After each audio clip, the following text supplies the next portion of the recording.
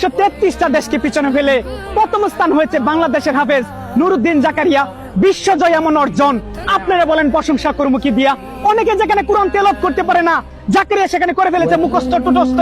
বাংলাদেশের একটা ছেলে যে এত সুন্দর কোরআন তেলাওয়াত করতে পারে, বিচারকটা হয়ে গেল আশ্চর্য। এটা যদি মেসি নেইমার রোনালদোর কোনো ভিডিও হতো, মুহূর্তে হয়ে যেত ভাইরাল। এই কোরআনের পাখিগুলোকে নিয়ে যখন আমরা কথা বলি, শেয়ার করতে চায় না কেউ আজকাল, শেয়ার করে দিয়েন।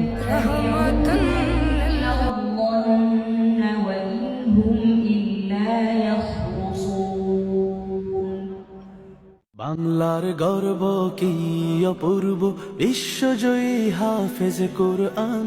কোরআন পড়ে তুমি কেড়েছ হৃদয়, ভূমি রেখেছ বাংলার মান। বাংলার গর্ব কি অপূর্ব, বিশ্বজয়ী হাফেজ কোরআন। কোরআন পড়ে তুমি কেড়েছ হৃদয়, ভূমি রেখেছ বাংলার মান। ও হাফেজে কোরআন, ও